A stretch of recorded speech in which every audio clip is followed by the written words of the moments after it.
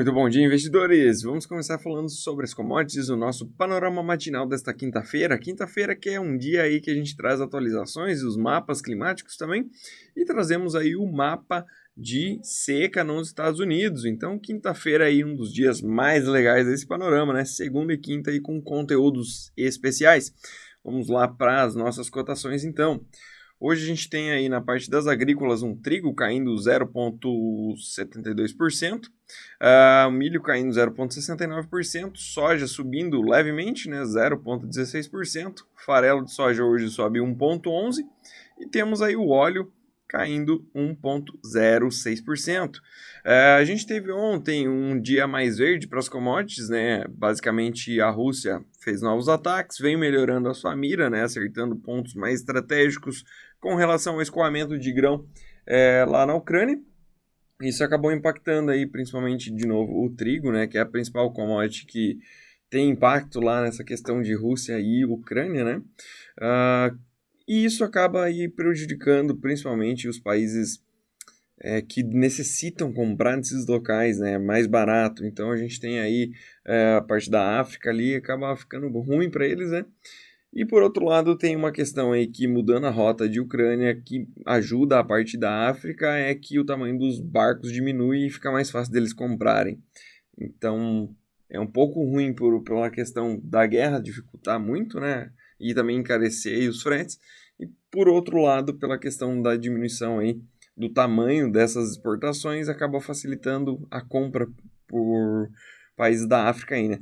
Por quê? Porque eles têm menos recursos, né? Então fica mais fácil deles negociarem barcos com menores volumes aí do que navio grande, né? Enfim, hoje o que a gente tem para falar é que a ProFarmer, que é basicamente uma consultoria aí que roda os principais estados, 7 estados lá nos Estados Unidos que produzem milho e soja, né, os principais, eles estão hoje no quarto e último dia, se eu não estou enganado, fazendo avaliação aí, passando por todos os estados, olhando as lavouras, fazendo medições para ter uma expectativa de produção média, né? E eles passaram ontem, no caso, em Illinois e Iowa, que são os dois maiores estados aí em termos de produtividade, tanto de milho quanto de soja. Se eu não me engano, o Iowa ele é o primeiro em soja e o segundo em milho, em termos de produção nacional, tá?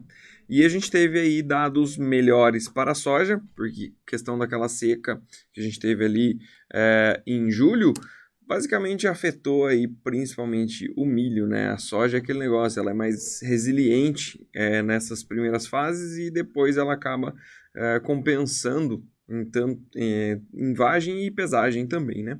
Porém, e o que a gente teve aí com essa leitura da ProFarmer foi realmente que teve mais vagens com relação à média e também com relação ao ano passado, tá? Então, em Iowa, a gente teve aí na média dos últimos 3 anos uma contagem, eles pegam e fazem uma contagem de 3 pés quadrados, tá?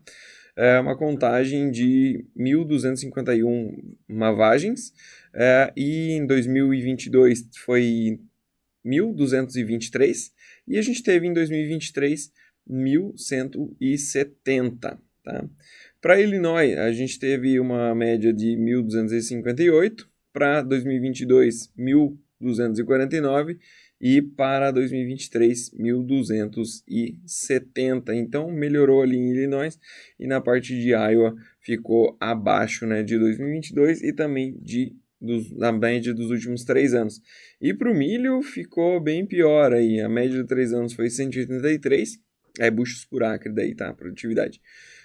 A média dos últimos 3 anos para Iowa era 183 e veio aí com 184. Então a produtividade, apesar de o milho ter sofrido, ele veio com uma produtividade maior do que a média dos últimos 3 anos e também veio acima de 2022. Isso também pode ser explicado pela quantia de tecnologia que foi investida no milho, né? Então, apesar dele ter sofrido aí com algumas sessões de secas, e o Iowa também foi um estado que teve mais secas e tudo mais, né? Ainda assim consegue vir com uma expectativa melhor do que no ano passado e também na média dos últimos 3 anos. E para Illinois também veio acima, mas não veio tão acima, né? A gente tem na média dos últimos 3 anos uma perspectiva de 192, para 2022 a 190 e em 2023 193, tá? Então, reforçando, né, basicamente o milho aí veio com uma perspectiva de produtividade maior e a soja veio um pouco abaixo em Iowa e um pouco acima em Illinois. Então, ficou basicamente aí no 0 a 0 para esses dois estados. Agora a parte de clima, né? O que a gente tem no clima para o dia de hoje? Vamos começar acompanhando aqui a parte do observado das chuvas, né? A gente nos últimos 7 dias aí, lembrando que esse dado ele sempre vem um pouco atrasado, né? Em 2 dias. Então do dia 16 ao dia 22, a gente teve aí, cara, volumes míseros de chuvas, né? Então basicamente aí, ó, todas as regiões de interesse, elas estão praticamente brancas, né? Ou seja, no acumulado aí a gente tem uma precipitação praticamente zero, né? Vai, em alguns lugares aí, com o melhor caso, chega a 15 milímetros. Pouquíssimo, pouquíssimo mesmo. Ou seja, tá ficando realmente mais quente e mais seco lá nas regiões produtoras, né? A gente tem que ver como é que vai ficar isso aí para frente. Pode ser que realmente no relatório do USDA de setembro não haja aí alteração para a expectativa de produtividade da soja. É claro que esses números da ProFarmer também ajudam a USDA a formar esse número, tá? Para a parte de perspectiva aí de clima para os próximos 5 dias em termos de chuva, a gente tem alguns volumes de chuva nas regiões de mais interesse, porém ainda nada muito relevante, né? Basicamente aí fica entre 2 a 15 milímetros no máximo no acumulado para 5 dias, né? Então, pouca chuva mesmo no radar. E na parte de temperatura, a gente segue com temperaturas elevadas lá nas regiões produtoras. A gente continua aí, né, acima de 32 graus nos principais estados. E isso acaba sendo bem, bem ruim, né? Porque a gente tem um volume de chuva bem reduzido e o clima realmente tá quente. Inclusive, para a parte ali, acaba que não faz tanto peso aqui no que a gente está falando na parte dos Estados Unidos, né? Mas para a parte do Canadá, a perspectiva é que hajam mais queimadas, né? Isso pode acabar impactando aí também na produção do óleo de girassol, porque lá eles produzem bastante, né? E, consequentemente, pode impactar também nos preços do óleo da soja. Agora, para os mapas, para as alterações aí do mapa de seca, o que a gente tem para o dia de hoje, né? Foi publicado agora há pouco esse mapa. Basicamente, a gente tem regiões aí onde só piorou, né? Só piorou. Fica um pouco complexo de ver nesse mapa comparando as 2 semanas, né? Lembrando que do lado esquerdo a gente tem a última leitura e do lado direito a penúltima leitura, né? Eu gosto de mostrar esses 2 dados aqui para a gente ter uma noção do mapa como um todo, como é que ele está em termos de seca, né? Lembrando que quanto mais vermelho mais escuro indica que está realmente mais seco, né? Então aqui embaixo você pode ver no Texas, o Texas também vai produzir tipo algodão, né? Então, pouco relevante aí para o que a gente observa e para o que a gente negocia, né? Mas a gente tem algumas partes aqui em Nebraska que já começa a ficar um pouco mais vermelho também, mais intenso. Iowa também, as partes aqui aumentou, a parte laranja, né? A parte aqui. Isso é ruim. E de novo, Iowa é um estado que produz muito, né? Então, ficando ruim lá o clima, acaba que pesa como um todo na média nacional aí, tanto de soja quanto do milho. Mas vamos ver aí como é que ficou a alteração, né? No mapa que fica um pouco mais simples da gente avaliar. Esse mapa que eu gosto de mostrar também, toda quinta-feira eu trago ele para vocês. E a gente vê aqui, que eu estava comentando, né? Na parte de Iowa, a gente teve essa degradação aqui da parte hídrica do território lá em Iowa, né? E basicamente seria esse o estado que mais preocupa, né?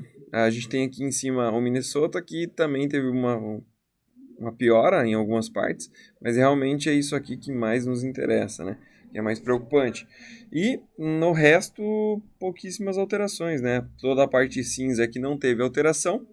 A gente teve um pouquinho de melhora aqui em Indiana, essa pequena faixa em azul aqui, né, que a gente acompanha pela legenda, seria esse aqui.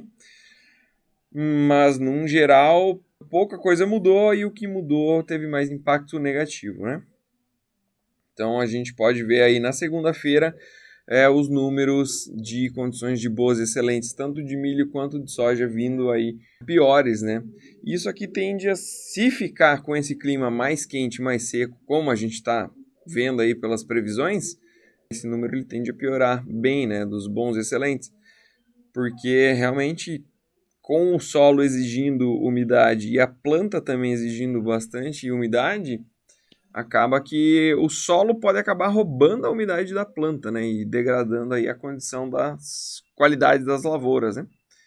Vamos acompanhar aí se as previsões climáticas vão realmente se concretizar ou se a gente vai ter alguma alteração aí em breve. Mas a princípio o que a gente tem é realmente uma situação desconfortável aí para o produtor norte-americano. Falando um pouco de bolsas para o dia de hoje, começando aí, continuando na parte das commodities, né, mas olhando mais para a parte de como que isso afeta a bolsa, a gente tem hoje um petróleo caindo 0,37%, petróleo que baixou, né? Caiu da região dos $80 o barril. Lembrando, isso aqui no primeiro momento pode parecer ruim para a Petrobras, mas hoje ela está no momento que ela pode se aproveitar disso aqui. Por quê? Porque ela aumentou os preços, né, de diesel e também da gasolina, mas ainda estava defasada, né? E com essa volta que a gente está vendo aqui do petróleo, ela pode agora equivaler os preços aí, parar, né, de rodar no prejuízo nesses últimos lotes aí.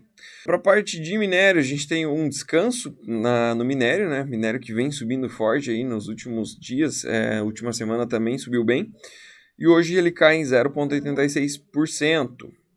Para a parte de Ásia e Pacífico, eu vejo hoje uma alta em todas as bolsas observadas lá, mas basicamente aí por um reflexo dos Estados Unidos, que ontem subiu bem, né? Então a gente vê a América, essa parte aqui, né, o quadrante do lado, a gente teve aí o S&P que subiu 1,11%, Nasdaq subiu 1,59%, Dow Jones em alta também. Aqui no Brasil a gente subiu muito bem, né? Subiu 1,7%. E eu acredito que essa alta lá na Ásia no dia de hoje, lembrando que lá é na madrugada, né? Seja mais um reflexo do que aconteceu no dia de ontem aqui no Ocidente, né?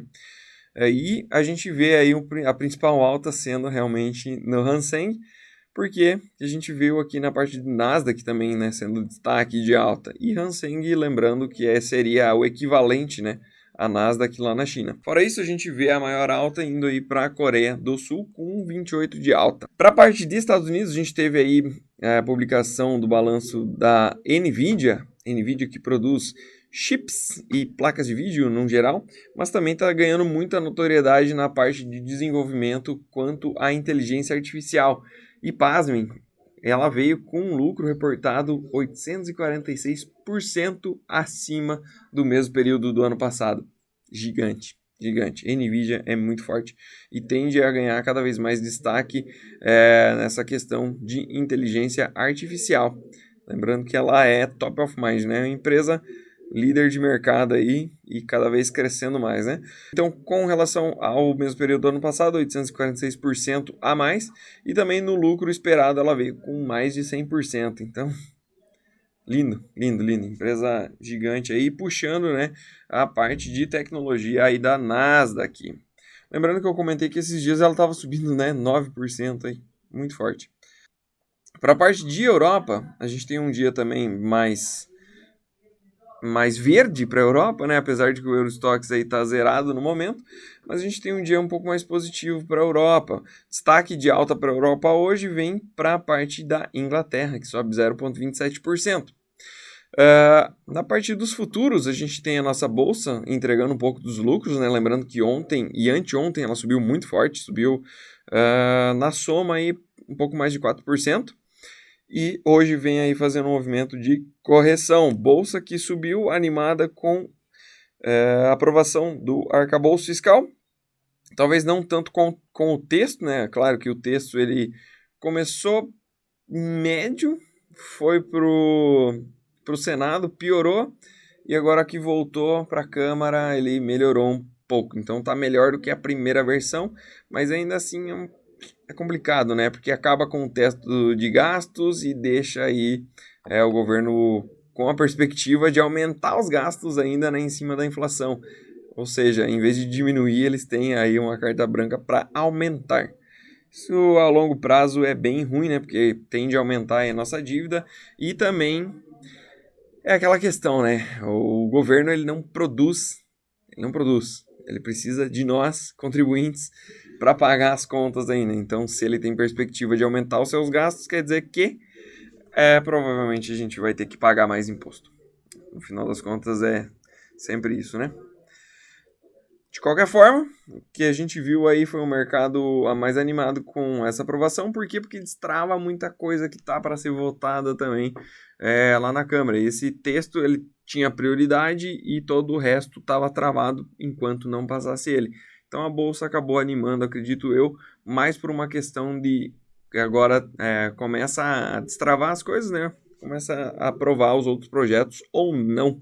Mas, de qualquer forma, dá espaço para que isso aconteça, coisa que antes não tinha como. A gente vê futuro do S&P 500 subindo 0,4%, vemos Nasdaq também em alta de 0,9%, ou seja, perspectiva para um dia mais positivo para as bolsas e mais negativo para o dólar. Dólar que no momento sobe bem forte aí, né, contra as principais moedas do mundo, subindo 0,5%, é uma alta considerada expressiva para o índice do dólar, né? E sua principal alta aí vem contra a libra esterlina, subindo 0,76% no momento. Lembrando que tem mais peso aqui o euro, né? Que contra o euro o dólar sobe 0,43%. E também temos aí um dólar mais forte contra países emergentes no dia de hoje, caindo aí apenas contra a lira turca, né? Que cai no momento 6,24%. Mas lá é uma loucura, né? Esse dólar deles aqui não dá nem para considerar. Se a gente colocasse a Argentina aqui no jogo, ia ser engraçado de ver. Mas enfim, isso aqui não tem tanto impacto. A gente tem que observar mais Brasil e aqui a parte de Austrália e México também. México que é muito parecido também com o Brasil em termos cambiais. Para o dia de hoje na agenda, a gente não tem muita coisa interessante, os olhos ficam voltados mais para o dia de amanhã, onde a gente vai ter a participação do Powell no Jackson Hole, lembrando que é um evento aí financeiro, talvez o maior do mundo nesse sentido, né? A gente vai ter também amanhã, além do Jerome Powell, que é o presidente aí do Fed, a gente vai também ter a presidente do Banco Central Europeu. E os olhos se voltam para isso porque, a princípio, as taxas de juros que estão mais altas, elas já estão fazendo um estrago grande nas economias mais desenvolvidas, que é desacelerar, tá? Então, basicamente, aí o consumo está caindo, isso é bom, porque diminui a inflação, e, a princípio, parece que o tom dessas conversas, desses discursos, amanhã, deve ser mais no seguinte: os juros estão altos o suficientes. A partir de agora a gente mantém eles e vê como é que a economia vai se comportar, mas a princípio não deve-se mais falar em aumento de taxa de juros. E caso isso aconteça, nos discursos de amanhã a gente deve ver aí as bolsas ao redor do mundo derretendo, tá? E caso se confirme essa questão de que os juros já estão no patamar ok, que deve se manter aí e daí para baixo no futuro, então pode ser que a gente veja aí as bolsas animando e caindo. Mas a princípio as bolsas já fizeram um movimento nesse sentido, tá? Então, provavelmente, se falarem em aumento, elas tendem a cair muito mais, e se não falar, elas não tendem a subir tanto assim, não é a mesma proporção. Então, se falarem em aumento de taxa de juros, o impacto é maior do que o discurso de manutenção, porque o mercado já trabalha com essa ideia. De qualquer forma, no dia de hoje a gente teve aí pedidos iniciais por seguro-desemprego sendo publicado nos Estados Unidos e ele veio abaixo da expectativa, ou seja, as pessoas continuam mais empregadas, né? No caso, teve menos demissões do que era esperado. Isso tem um impacto um pouco negativo, mas ele não tende a fazer tanto preço hoje, tá? Esses dados que saíram hoje, eles não tendem a ser fator aí de mudança no mercado. Então, a princípio, a gente deve manter aí realmente um dia mais positivo para as bolsas e ao contrário, um pouquinho mais positivo para o dólar e mais negativo para a bolsa aqui no Brasil. Beleza? Grande abraço, tenham todos uma ótima semana.